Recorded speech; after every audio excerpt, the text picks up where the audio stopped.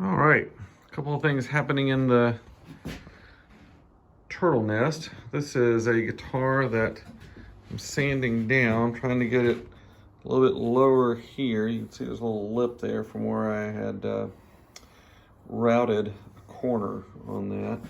And plus, it's hard to see here, but I'm putting a space there where your belly goes so that it doesn't so it feels better.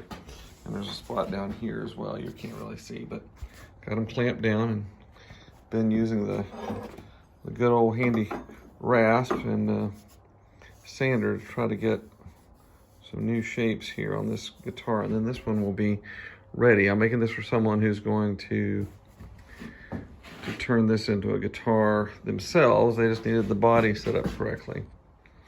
So other things I'm working on, this one has, for about 3 months, this one has been going through a series of tongue oil treatments. So I give it one tongue oil treatment once a week, and so I've been doing that since November. So by this point, this thing's pretty well treated with tongue oil. I'll wipe this last layer off.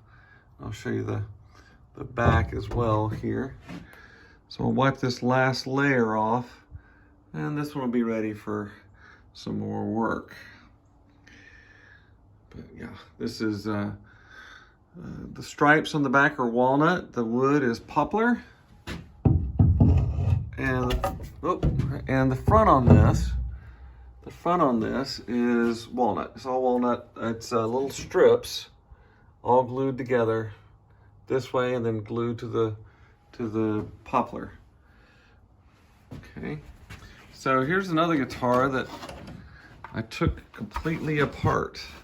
So this is a kind of it's not carbon fiber, but it's a helicopter type resin that's used in making guitars for a company called Ovation. And this one was in pretty bad shape.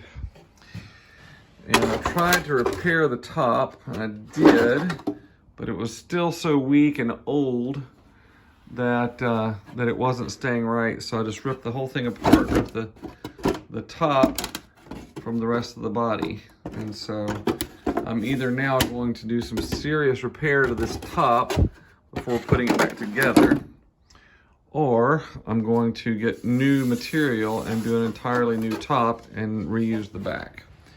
So that's that. Starting to make good use of my pegboards. So for projects that are ongoing, they can just hang right off the pegboard.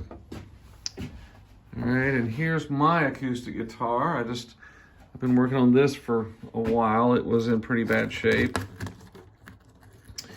And so I taped it up and painted it. And so it's got a fresh coat of paint on it. You can see where the green tape is, so I could block it off. Hopefully I'll get that guitar back. Right now I don't have an acoustic guitar.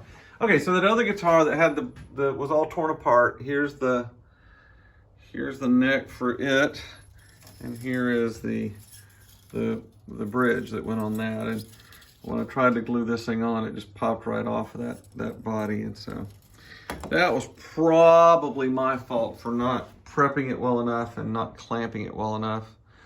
You can see my air conditioner system here, which is really nice.